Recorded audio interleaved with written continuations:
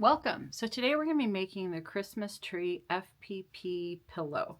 So you do have to purchase the pattern. The pattern is available in our Etsy store and on our website. I will put the link down below. But I just wanted to do a quick little video to show you how to put all the pieces together.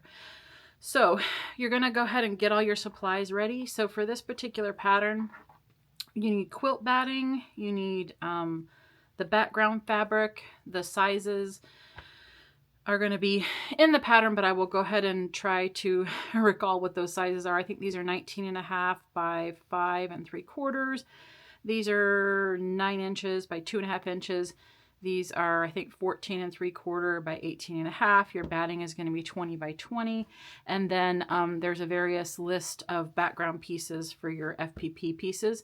So what I like to do when I'm doing FPP is I like to use my scraps, but I also like to use jelly roll strips. So for jelly roll strips, I don't often do full-size quilts with jelly rolls. I kind of use those more for my FPP. So for this particular pattern, I just use jelly roll strips. So I would recommend that you use at least 6 different prints with the trees. So the trees are going to look like this. So they're kind of scrappy and they kind of go back and forth and whatnot. So the more variety that you have in your prints, the better your trees are going to look. So at this point, I've got 1, 2, 3, 4, 5, 6, and 7. This is from the Frost and Flurry collection by Poppy Cotton. Poppy Cotton just happens to be one of my absolute favorite fabric designers. They just have the softest, prettiest colors and collections. So I am very partial to Poppy Cotton. So this is Poppy Cotton. And then also in this video, I'm going to show you how to make your own piping. So I've got 2 extra jelly roll strips from that collection. I thought that the dark would kind of accentuate everything. You need a little bit of twine or rope for piping. I think this looks like about 1/4 inch string piping, whatever you want to call it. This is what it looks like. You can get it at most craft stores or Amazon or whatever. And then we'll make our own piping. And then you're going to need the FPP patterns that come with the purchased patterns. So you're going to need 2 of the small trees, 2 of the medium trees, and then 1 of the large trees. Your pattern that you purchase will have complete clear instructions, but again, I just wanted to go ahead and do a video to show you how to put it together. I'm also in this video going to be doing the piping. So let's get started. Okay, so after you've got all your pieces cut, which the instructions for that are in the pattern, the next thing that we're going to be doing is making our FPP trees. Now, as mentioned already, there are 5 of them, 1 large, 2 medium, and 2 small. We're going to go ahead and get these out of the way. This will be some scraps that we have for that. But you're going to print off your patterns, and then we are going to cut them apart and get ready. So typically when I make an FPP pattern or when I'm using an FPP pattern, I do not cut directly on those dotted lines to begin with. I always just kind of do a little bit extra on the sides, and then I trim it up to the final after I've gotten everything sewn on. But you're going to go ahead and cut your pieces apart, and then we're going to go over to the sewing machine and make the FPP trees. Now, in this particular video, I am not going to go through the process of the FPP trees because I do have a separate video that I created the other day to show you how to make an FPP pattern. So the assumption when you buy this pattern is that you already know how to create FPP projects. If you don't, again, I will put a link down below for you to follow our FPP tutorial. And it actually shows you how to make this particular tree in that tutorial. But anyway, so the first thing you're going to do is make your FPP trees. Now, for the sake of this video, I did go ahead and do all of my FPP trees. So that's where we're going to be at right now. So again, just assume that I went ahead and went to the machine and I made all the FPP trees, which that's what you're going to do in your next step. And then we're going to come here. We're going to come back to the table, and then this is when we get to assemble everything. So you can decide whatever layout you want, but for the actual pattern that I wrote, it's going to lay out, I think, this way. No, actually it's going to be this way. So we've got a medium tree, small tree, large tree, medium tree, small tree. Now in the pattern, it's going to tell you that you need to make sure that you leave your papers in. So all of these still have the papers in them. And the reason why is because it adds a bit of structure. So leave your papers in. The pattern will tell you exactly when to remove them. And I will also tell you in this video when to remove those. But the first thing you want to do is just sew your trees together. So let me grab some clips. Sorry, I always forget to get all my supplies handy when I'm ready to do the video. But you're going to start attaching tree to tree. So once you have your layout that you like, if you don't like the layout that I chose, you can lay them out however you want to, because the thing is that they're all the same height. So they'll be even on the bottom and they'll be even on the top. So if you decide that you like it this way or whatever way you want to do it, it's all up to you. But for me, I'm just going to keep it with the way that I have it. So put your FPP patterns right sides together. Put a couple of clips in there. And then we're going to head over to the sewing machine and attach these all together. So I will show a quick little video of sewing one of these together and maybe a couple of them, and then we'll come back over here and I'll show you what the next step is. As I mentioned just a minute ago, we're going to sew our trees together. So I've set my stitch length at 1.5. I typically sew my FPP patterns at 1.15 to 1.5, something like that. So I went ahead and just set this at 1.5 because I'm still working with FPP papers. And that's just because I want to make sure that when I pull these papers out, they're going to pull out well. So you can do a regular stitch length if you want to, but like I said, I've got mine set to 1.5 just to make these papers a little easier. So you're going to line these up face to face, right sides together, and you're going to sew right here on this line. Oh, there we go with my machine making that weird noise because I just started the machine. But we're going to go ahead and get all these sewn together. And as I've mentioned before in another video, when I'm working with FPP patterns, if the pattern tells you not to take your papers out yet, I still always like to take the papers out of the little seams here. So this particular seam right here, and then the one on the other side. I'm going to wait until the end of this video before I do that. I'm not going to make you wait and watch me do that. But anyway, you're going to take this and just kind of press it open. So now we have our first two sewn together. Oops. So just like that. And then we're going to take the next one, which is going to be the big tree, the giant tree. And we're going to do the same thing. We're going to flip that over, clip it together, and then we're going to sew it together. Now, in the video that I did for the tutorial, I explained that I like to put just a touch of glue. So on these two right here, they have kind of a bigger piece that's a little floppy. So I did put just a little touch of glue there, just so make sure it stays in place when I'm ready to do what I need to do here. So let's get these clipped together. And then we're going to sew the big one to the other two.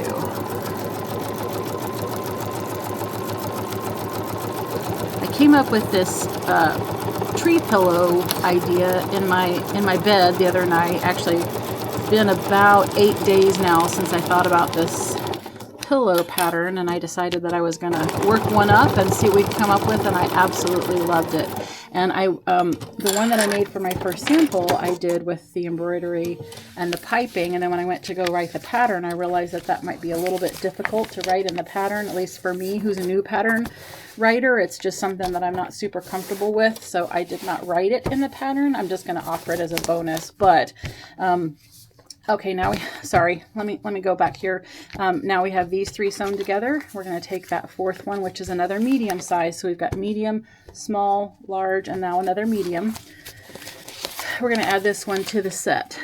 But anyway, since I'm a new pattern writer, I'm not super duper extra familiar with how to illustrate certain things. So I figured that with the piping, until I get a little bit better at actually writing patterns, I don't know that I feel very comfortable writing directions about how to how to do piping. So that's why I'm doing the piping in the video and not actually putting it in the pattern, because I just don't really know how yet. Like I said, I'm brand new to pattern writing. This is actually my second full-length written pattern, so that's how new I am. But it's my intention to learn how to express all of those ideas and those illustrations well in the future. Just at this time, I'm not very comfortable with how that would come out. So anyhow, so now we've got the 4 trees. We've got the medium, the small, the large, another medium, and now we're going to add that last small one. Now hopefully you can see that leaving the papers in just makes this a whole lot easier because you're not flopping around. Nothing's flopping here. You're nice and solid. So that's why I've told you in the pattern to leave your papers in, is because it gives a lot of stability to this little bundle here. So leave your papers in until we are all done with this step. Actually, the next couple of steps too, where we add the additional pieces to the front. And then after we're done with the whole front, that's when we take the papers out. But anyway, this is the very last tree that we're going to sew together. And then we're going to go back over to the table and I'm going to show you what other pieces to put where. So now we have all 5 of our trees sewn together. So let me show you. So again, we've got a medium, a small, a large, another medium, and another small. Okay, so the next thing, excuse me, that we have to do is assemble the pillow front. So you now have all 5 of your trees sewn together. So we've got, again, the medium, the small, the large, the medium, the small. You can do them whatever layout you want to. This is just my preferred method and my preferred layout. And you're going to take your 2.5 by 9 inch pieces and we're going to attach them to the sides, just like that. You're going to want to go ahead and pin them in place or clip them in place, and then when you get over to your machine, you're going to sew on that back line on the paper. So again, that's another reason why I told you not to remove your papers just yet, is because when you flip it over, you'll have that perfect 1/4 inch there. I would recommend you put enough clips to make sure that you're even there. But like I said, you're going to flip it over and you're going to sew along that line. Okay, so once you get those both sewn on, then you're going to sew these on. So these are, I think, 19.5 by 5 3/4. But once these 2 sides are sewn on, your very next step is to open those up, and then we're going to lay these on and sew these on top, and then you're going to be left with your full pillow front. Now we're back at the machine and we're going to sew on these side pieces. So I've clipped both of them on here, and again, these are the 2.5 inch by 9 inch pieces that are in the pattern. So we're going to flip the whole thing over so that we can use these lines. These lines, again, will help you keep a nice straight 1/4 inch seam. Excuse me, I'm still at my 1.5 inch stitch length, because again, it's going to help when it comes time to pull out all these papers. We're just going to sew these on real fast, and then we're going to move on to the pieces that are on top and on bottom of your little tree situation here. Okay, now we're going to move over to the other one. Just flip this over real quick and then get that sewn on.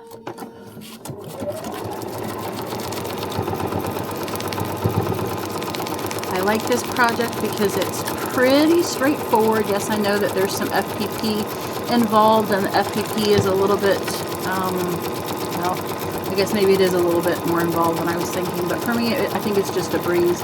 Once you get your FPP pieces all made, it's pretty quick to put this whole thing together. So now we are left with this. So we've got our side pieces here that are now on, so we're going to just kind of finger press those up and out of the way. There we go. On both sides, and then we're going to take those bigger pieces that I was telling you about, which are the ones that are, I think, 5 3/4 by 19.5. Again, all those details are in the written pattern, but for purposes of the video, I did want to go ahead and explain to you. Of course, I left them on the other table, but anyway, now we're going to put those right here on top, so right sides together. So being that I'm using a solid color The direction of this fabric doesn't really matter, but if this was a print of fabric, like a fabric, you know, a fabric print, you would want to make sure that your pieces are right sides together. Like I said, for here, I'm not real worried about it because my background is solid color, so that means that it's exactly the same on the front and the back. And all I'm doing right now is just clipping all this together. So it's a little hard because my camera has a pretty narrow view here, so I will try to show you what I'm doing as I go along. But I'm just going to put a few clips here and there just along this length.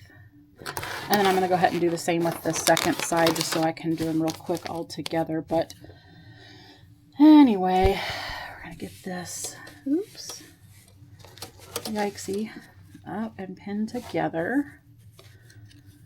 I think that the colors in this jelly roll, or rather in this fabric collection, are just so cute.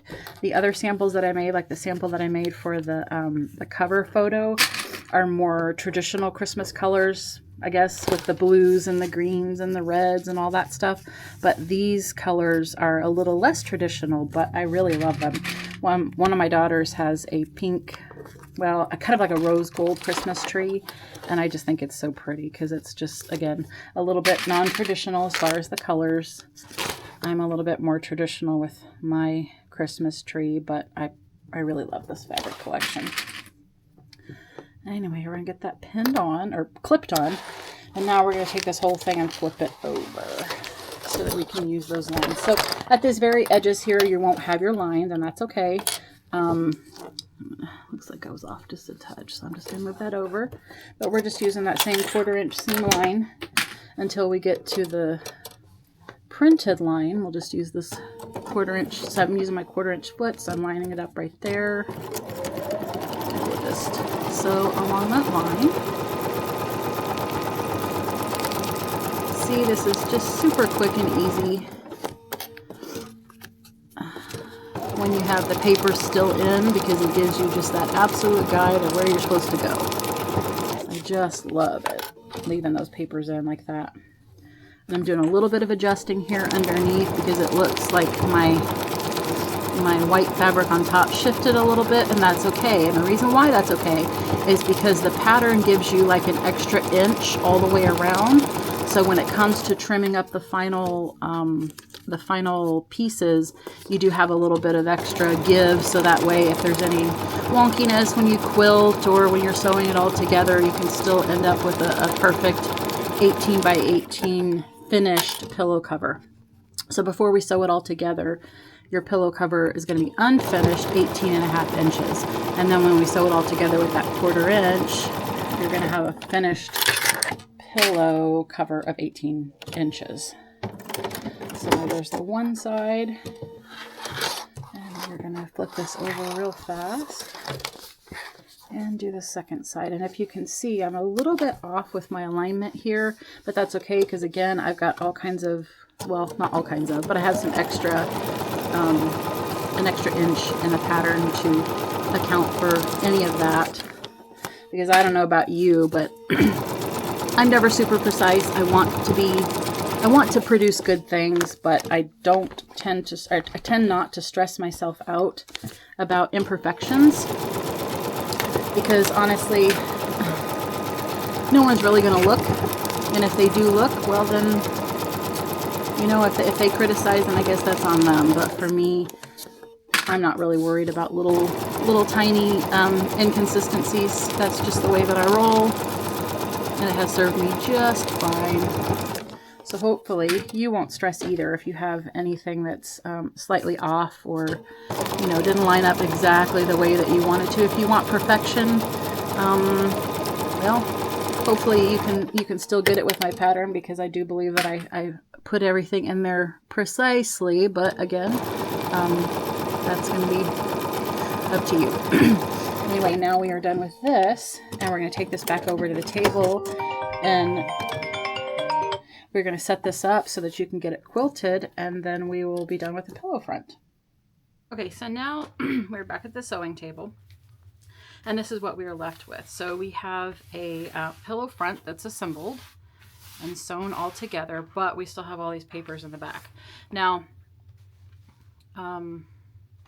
you're going to want to pick these out. Sorry, at this particular time, this is when you want to pick these out. So when I pick out my papers, I like to have something with a pointy edge. This is just a stiletto, especially with something like this, because we've got these sharp or little like corners. So typically what I'll do is this, like just pick them out with my fingers, but then I have my little tool so that when this happens, I can just shove it underneath there and get out the rest of what I need. So I'm not going to bore you with picking all these papers out on camera, but what you're going to do is you're just going to go all the way around and remove all of the papers. Now, once you have all your papers removed, you're going to press this. Now, I want to emphasize that you want to press and not iron. So when you iron, you normally do this number.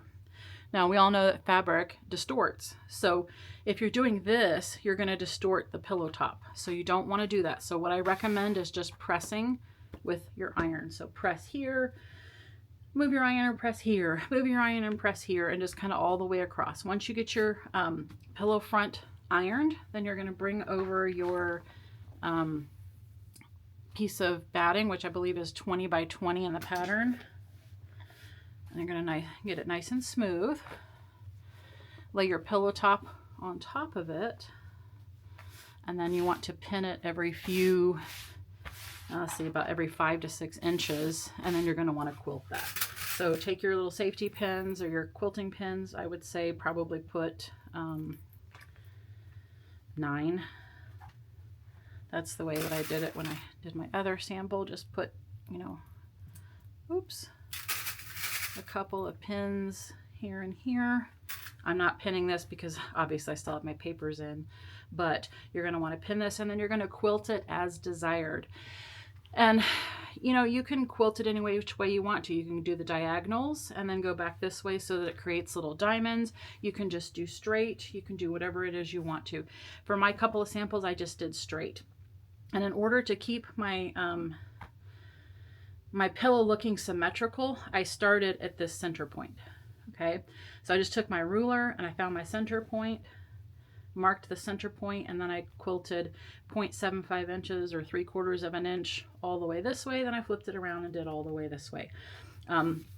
You should end up with a couple of your stitch lines in the ditch here.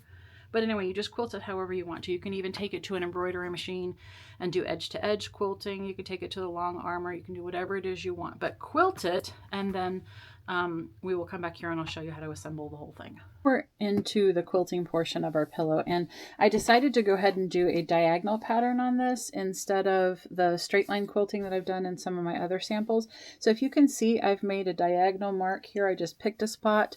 I just used my hair marker and made a little mark here, and I've gone all the way down this way. So I will quilt that, and then I also have my walking foot on my sewing machine. This is helpful because it's got the feed dogs that are underneath as well as these little feed dogs here, so it helps everything move through evenly, especially when you have multiple layers of fabric and your batting. It's just super duper helpful to keep even straight stitches. And then I'm also using this I don't even know what they call this thing. It's a little doodad, but I've measured exactly 1 inch from the tip of the needle to this point so that once I have the lines drawn, I just use this measuring thing, put my stitch line on that, and then it gives me a perfect 1 inch all the way across. So I'm going to do this way first, and then I'm going to come back and go this way.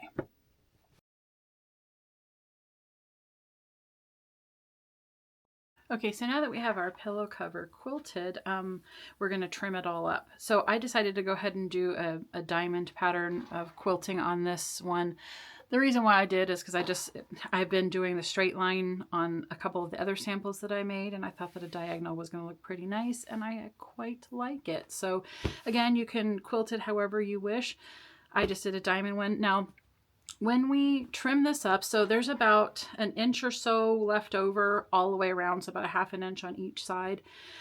Mine came out just a little bit haphazard because I sprayed it with starch and then ironed it, which is never a good idea. And I knew it wasn't a good idea when I did it, but I did it anyway. So whoopsie, it just kind of made my my fabric go a little bit strange, but I did measure and make sure that I would be able to make the proper trims that I have in the pattern for you here on video, and I do, so we'll go ahead and do that.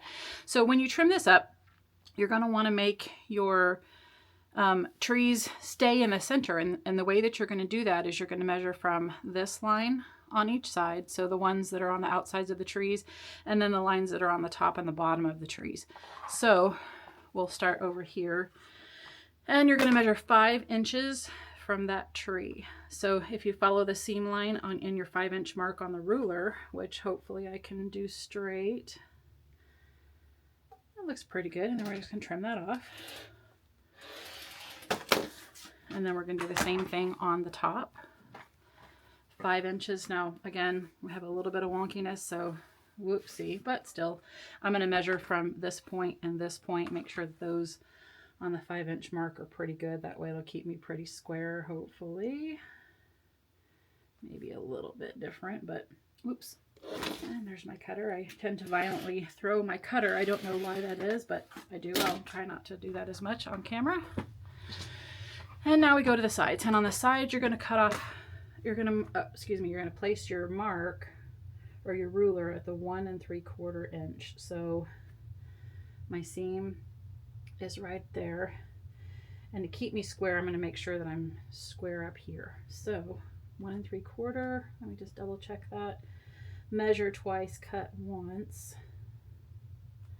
and cut that off, and then we're going to flip it over and do the same thing, 1 3/4 from this seam line.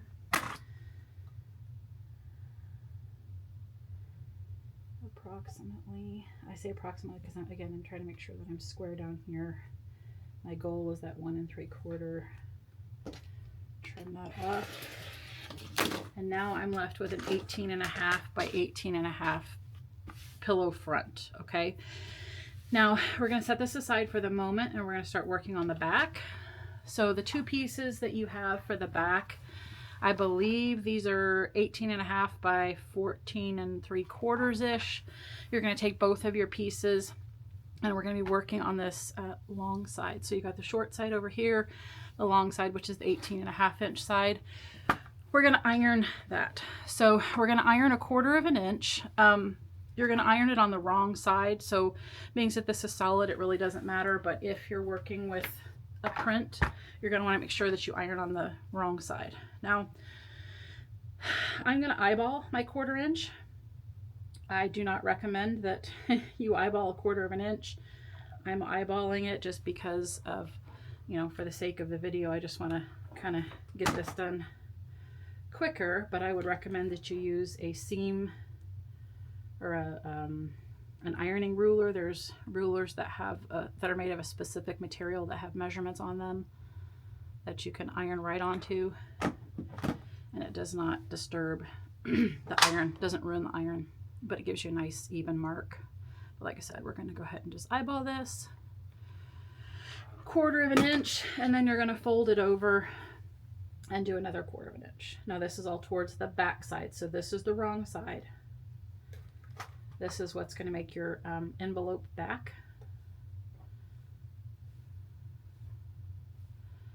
And like I said, we're just going to fold that right back over. Oops. And then you're going to repeat with the other piece. Now once we're done with this, we're going to take both of these pieces and we're going to do a 1/8 inch top stitch. Oops, my iron keeps falling over. So from the front, we will do a 1/8 inch top stitch. Now you can go a little bit further than 1/8 inch. In fact, if you want to, you can go right along this line if you can see it. If you can't, then that's, you know, whatever. But anyway, we're going to do that with both. And like I said, then we'll go to the machine and we're going to top stitch these.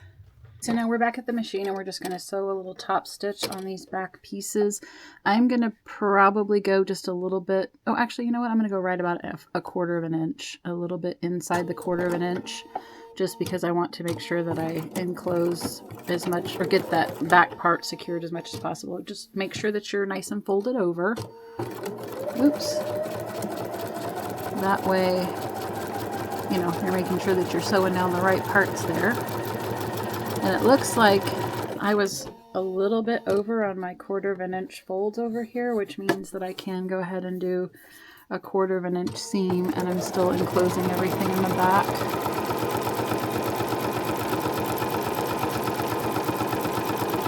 Like I said, I'm just readjusting here and make sure I've got everything still folded.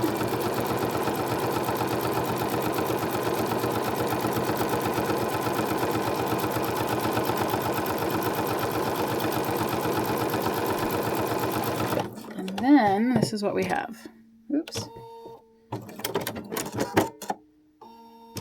We have a nice top stitch on the front, and then on the back it's nice and enclosed too. So hopefully you can see how that looks on the back as well as on the front. And then we're going to repeat that for the other piece of the back. Okay, so now we have the pillow back pieces done, which is the pieces that will form the envelope. That's what we just did the top stitch on.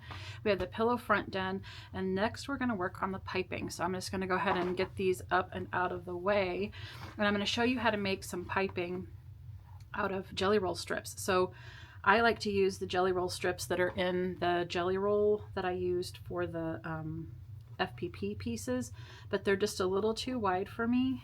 So I'm going to trim these down by about 1 inch. So just going to stack them on each other. Actually, I'll probably go a little bit less than 1 inch, that way in case I make a boo-boo and I'm not even, then it won't mean so much to me. So well, actually, let's see. So these are 2.5 inches wide. I want it to be about 1.5 inches. So yeah, I am going to trim off just slightly less than 1 inch there.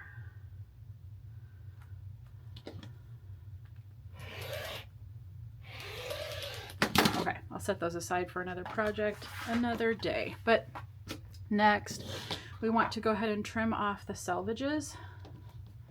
I'm going to just lop those off right there at the end. I'm assuming that they're right about the same, and they are, so we'll just get those out of the way. Next thing we want to do is join our strips. Now we're going to be just a little bit shy of enough. Actually, no, that's not true. We are going to be shy if we do just one strip, so we do have to join these together. So we'll just put them right sides together. We're going to line this up just like this. I always like to be able to see just a little bit, so we're right sides together and we're perpendicular. Let me get a couple pins. And then when we get over to the machine, we're going to sew right here, and then we're going to trim. Okay, so I'm going to go ahead and show you what we're doing next before I go to the machine and sew this, because I just want to tell you what we're going to do next, and we'll just do it all at the machine together. So like I said, when you get to the machine, you're going to go corner to corner, then you're going to trim off this little bit, and then we fold that over and we have a continuous strip. So once we have that continuous strip, we're going to put our cording inside of it. So this is the cording that I showed you at the beginning of the video. It's, like I said, I think it's like an eighth of an inch or 1/4 inch wide. Let's see, 1/8 of an inch. Looks like it's an 1/8 of an inch wide. And when we get to the machine, we're going to put that right there in the center, and we're going to fold this over and kind of pinch it a little bit. And we're going to take our zipper foot, and then we're just going to run down here, and then you'll be left with piping. So I'll show you at the machine what that looks like. The machine to make the piping. So we're going to take our presser foot and put it right there in that middle. Like I said, we're just going to sew diagonal to diagonal here. You saw me move my little finger out of the way just so I could make sure that we're right on that mark, and we are. I'm going to take our pins out. Trim that about 1/4 inch. There's no science to it. And there we have a continuous strip for our piping. So I'm going to go ahead and just kind of press this open a little bit when I get to it. When I'm putting the piping in there, you'll see me make sure it's open, and that's just because it'll just lay a little bit flatter. The piping will lay a little bit flatter if we have that open. So now I'm going to switch to my zipper foot. If you don't have a zipper foot, it's going to make it a little bit harder to get real close right up to that cording, but not totally impossible. Move my needle over, and now we're going to grab the cording and get started on this. So, like I said, so this is our pipe, or excuse me, this is our strip here. We're just going to put that binding, or my goodness, my words today. Put that cording right there in the middle, and we're going to flip that over, even it up, and then we're going to put that presser foot down right along the edge of that cording. So let me show you what that looks like, if I can get it in the right spot there. Okay, so if you can see, I hope you can see, we are literally butted up right against that cord. Oh, and you know what? I might get stuck in the feed dogs there, so let's see if I can pull this through. Hey. There we go. Okay. Sometimes this Bernina has a little bit of trouble with stuff getting stuck in the little feed dogs there.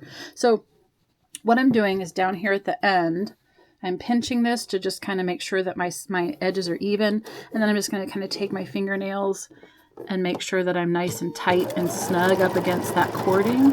And then this is how we do it. So you're going to stop every couple of inches, make sure that your cording is right in the center, and make sure that these edges both line up so that you're nice and even. And then you just keep sewing until you get to the very end of your strip of fabric. So it's very simple, very straightforward. It does take a minute. I'm not going to say that it takes a super long time, but I would say we'll be done in about 5 minutes. I'm going to go ahead and speed up the film so that you don't have to hear me talk the whole time. But like I said, I just want to make sure that you know that you want to be as close as possible to the edge of that cording. Make sure that your needle is as close to that cording as possible, and just stop every few inches to make sure that you're lined up.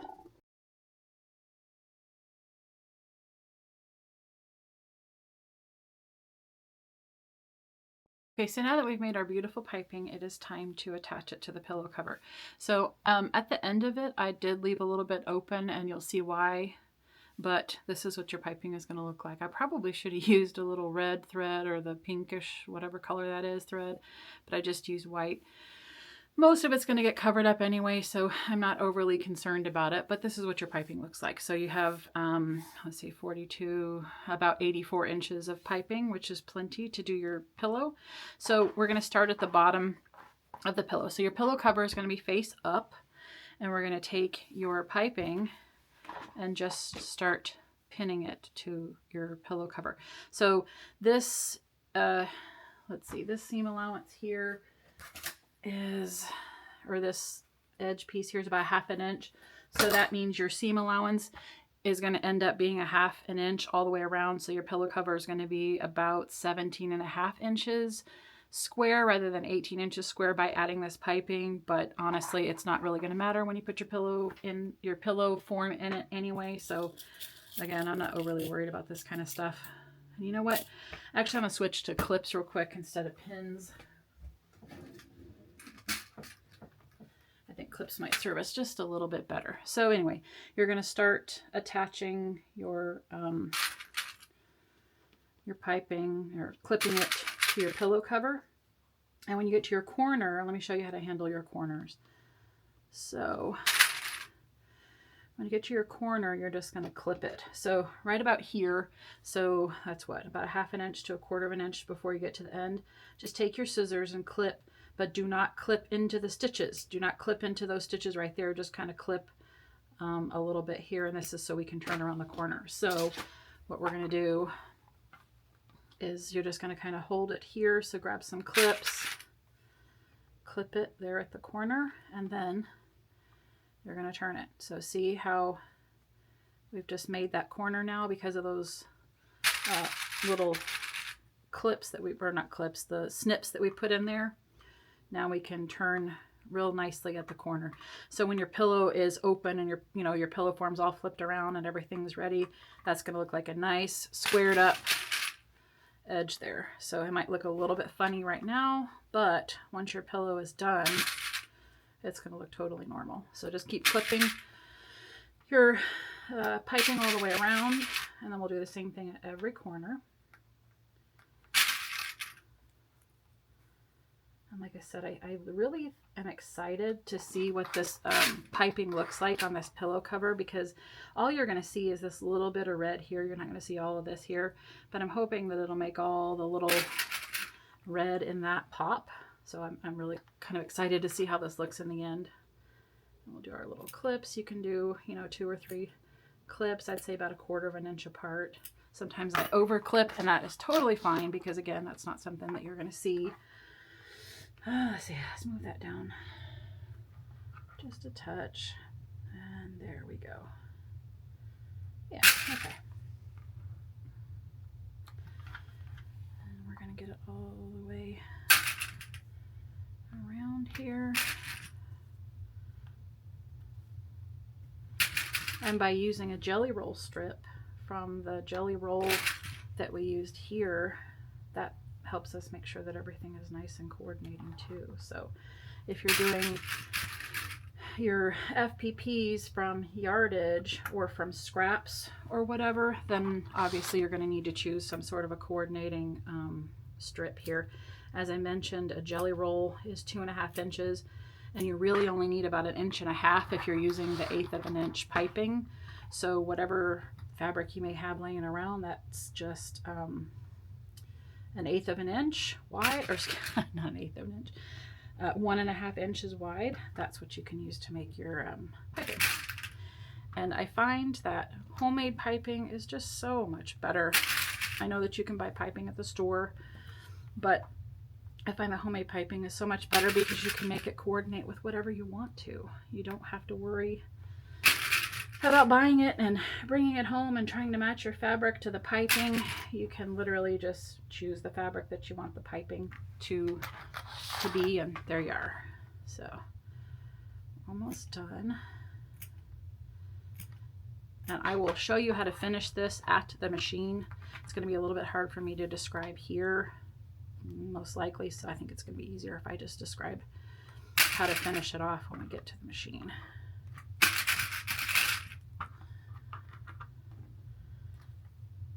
So when we sew, we're going to sew probably to about here-ish. And then, like I said, then I'll show you how to finish. So now let's go over to the machine and we're going to baste this. So you want to set your stitch length to somewhere between a 4 and a 5, and we're just going to baste this on. You do not need to use a tight stitch length, so just go ahead and, like I said, make your stitch length of 4 or 5, and we're going to baste this on. Ready to sew the piping on. And if you were using a zipper foot before, go ahead and leave that zipper foot on because, again, you want to be just as close as you can be. Let's change our stitch length to 5. There we go. And I'm also going to tell you to keep a seam ripper nearby, and hopefully you don't mess up. So that's not what this is for. It's actually for making sure that your ends meet together properly. And you know what? Well, okay. So we're just going to baste this on. So let's just baste. Oops. Baste it on. This moves real fast, obviously, because we're basting with a really long stitch. And I'll show you how to go around the curves here. Literally, because you've got all those nicks and everything turned pretty well, you know, on a 90 degree, you're going to do the same thing that you would normally do if there wasn't piping on there. You're just going to go to the end, lift your presser foot up, swivel it, and there you go. So again, nothing super special with that. And if you notice, I'm not tucked up right up there, because when I sew the back of the pillow on, I'm going to go right up against that. So it's not 100% necessary to be right up on the piping at this point, because again, we're just basting and getting it put into position here.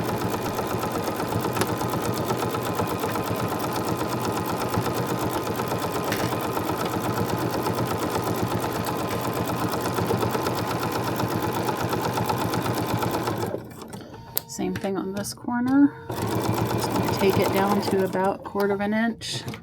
Let the presser foot, oops, lift. Oh, let's get that back. There we go. And then we're going to make it do its little turn. How about that? That thing just does not want to stay out of my way.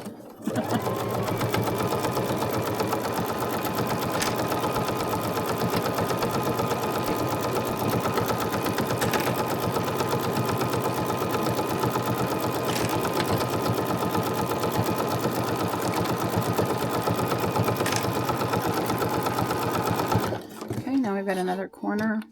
Exact same thing that we did on the other two corners. Take it to about 1/4 of an inch.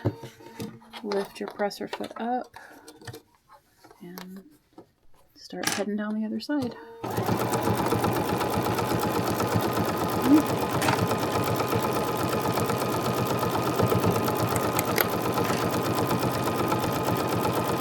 Now again, the reason why we're basting this is because we just want to keep it in place for the next step. The next step is literally the last step, but we don't want that piping to shift. So that's why we're going ahead and basting it in place, is just so it stays where it needs to stay. Very last corner. Okay, and then now we're about to get to the finishing step. So the finishing is actually pretty easy. I know that it may, whenever if you've seen it before, you may wonder how piping gets finished and how you make it look, you know, nice and clean. But I'm going to show you how to do that because it's really not hard. Okay, so now we're going to stop and we're going to back stitch. Oh, I guess it helps if I have my foot on the pedal. Back stitch just a little bit. I'm going to trim that. Okay, and then the next thing we want to do is find the cording in here. So I'm going to go ahead and I'm going to trim this. So I'm a little bit over by an inch, inch and a half. Trim that extra and get it out of the way. This is how much extra we had. So 2 whole jelly roll strips, and this is all we have left. So that's why we had to use 2 whole jelly roll strips. Okay, so here's where your seam ripper is going to come in handy. We're going to take a couple of stitches out of here. I would say maybe an inch worth of stitches. We'll get out of the way.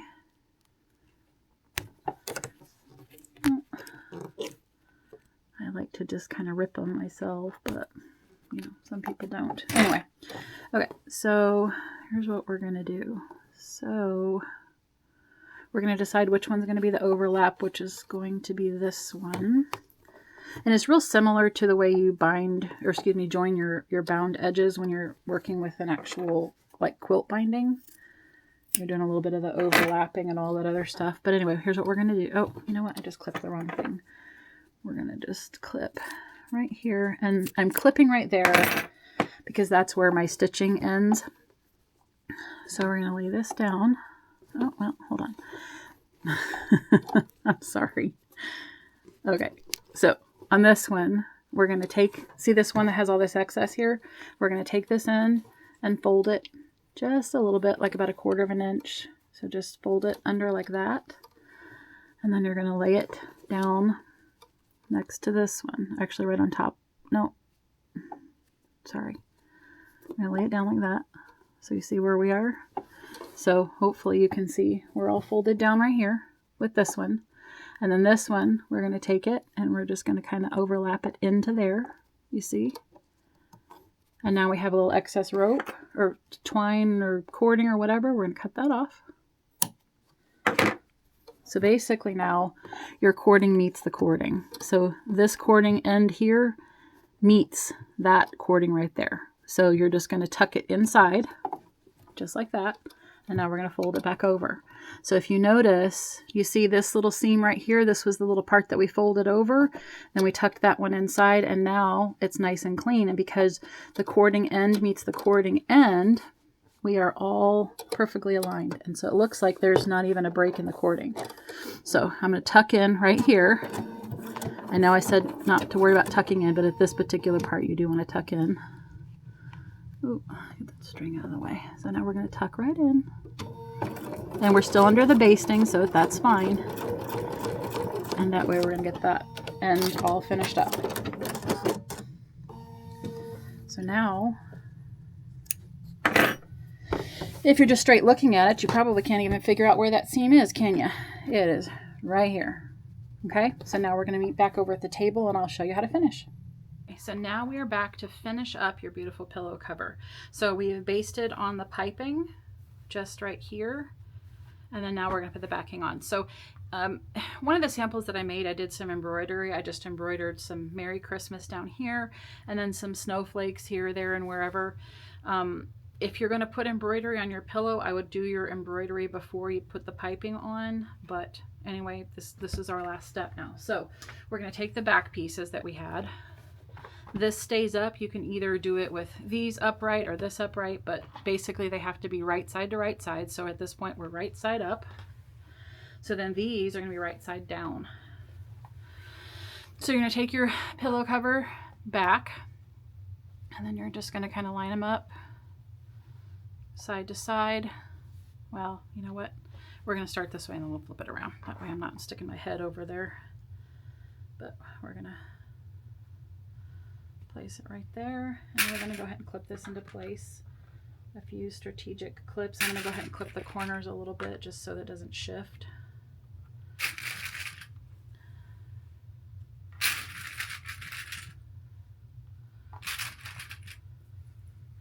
Now, some people, when they do their envelope back, they do a real shallow envelope. I much prefer a much bigger envelope part of it. That way, when you turn your pillow cover right side out and you put the pillow form in it, you don't have this huge gap between the edges of the envelope and your pillow sticks out. So that's why I have a pretty good overlap here. So the next one we're going to take right side down. So again, this is the wrong side. This is the wrong side. And you see how we've got the sewn edges there. We're going to make sure that they're right sides down. Okay, sorry. I don't know what I was just thinking there. And I think this ended up being a little bit bigger of a gap than I was wanting. So I may go in and adjust the pattern a little bit on that one, because I think that might be a little bit bigger than I was hoping for. But that's okay. It's still going to be just fine.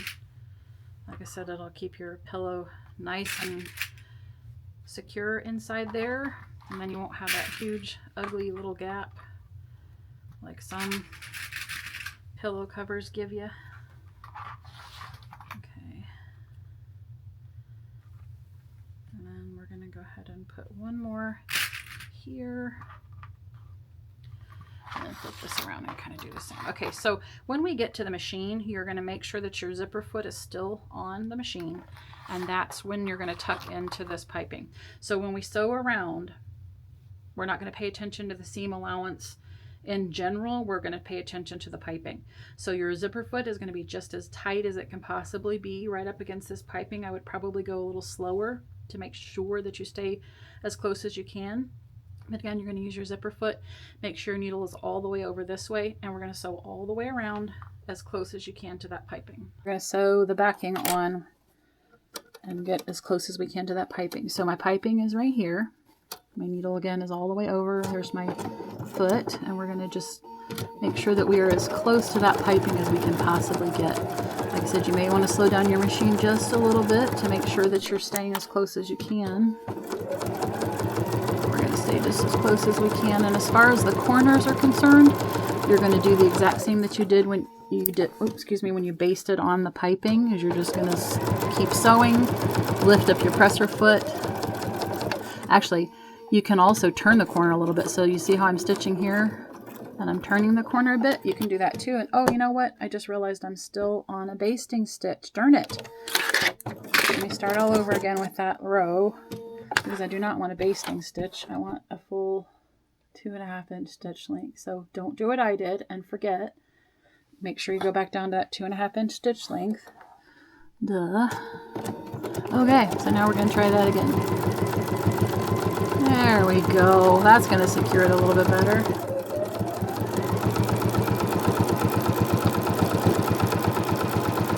Like I said, when we get to the corner, you can either go all the way down to the end and do your quarter turn, or you can slowly curve around. I tend to curve around just to make sure that I'm as nice and tight against that piping as I can get.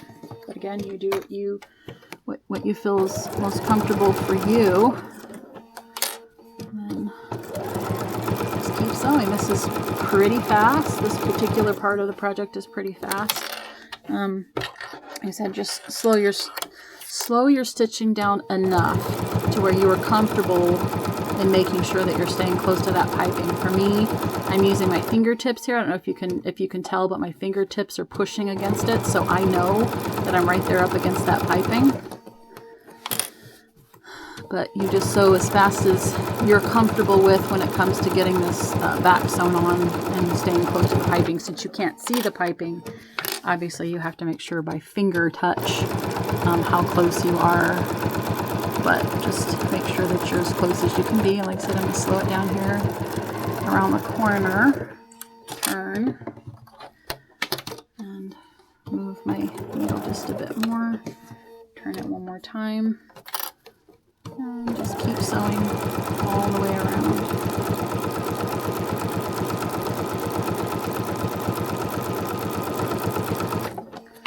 Okay. I'm also using these fingers to push. So I find myself doing all kinds of interesting movements when I sew, and that's one of them. I use my fingers a lot to guide my stitches. I'm sure that I am not the only one who does that. Hopefully, because it's super duper helpful, especially when you're working with piping like this. Like I said, I've got this finger pushing over this way. I've got these fingers, you know, pushing to make sure that I can find the piping. So my fingers are doing a lot of the work here to make sure that I'm staying next to my piping. And you're literally going to go all the way around your pillow. So because you have an envelope back on the pillow, you'll be able to turn it right side out. If we didn't have the envelope back, we would probably be using something like a zipper. I do like to do hidden zippers on the back of my pillows if I can, but when we do piping, it's a lot harder to do a hidden zipper on the bottom. You can do a hidden zipper in the middle of the back, but like I said, it's a lot harder to do a hidden zipper on the bottom part, because that, again, that's where I like to put my hidden zippers, is literally hide them on the bottom. Okay, so my camera died on that one. I'm so sorry, but anyway, now we have finished the stitching. There is a little bit of a little pinch there, but that tends to happen sometimes when you're doing that. But the next thing that you want to do is clip your corners. So we're just going to clip the corners here. Make sure that you're not into your stitches, but you're just going to, you know, clip all 4 corners. Oops. All 4 corners. And then we will go over to the table and I will flip it all around and we'll finish it off.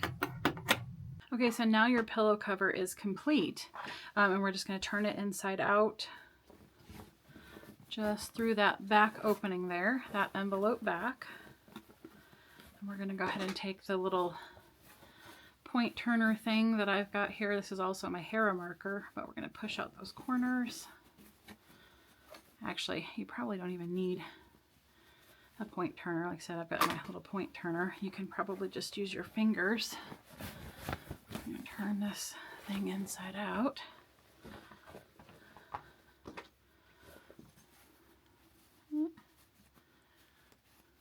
There's that corner and that corner. And then this is the back of your pillow. And this is the front, and I'm so excited about that piping. I think it looks great. I love it. Okay, anyway, so your pillow cover is 18 by 18, and I always recommend going about 2 inches larger in your pillow form. So this is a 20-inch pillow form. This is an 18-inch pillow cover. So we're going to go ahead and put this in, and I will show you how nicely it puffs out by being just a couple of inches shorter than the actual pillow cover. So get that other envelope back part there, get that all shoved in. Okay. Whew. Like I said, I think what I'm going to do in this pattern is actually adjust the part of the envelope back here. I think it might be a little bit too much. So when you buy the pattern, it'll be a little bit different. The measurements are probably going to be just a little bit different than I told you in this video. Make sure that all 4 of the corners are in there. Good. Sometimes it takes a little bit of adjusting because, again, your pillow is much bigger than your pillow cover.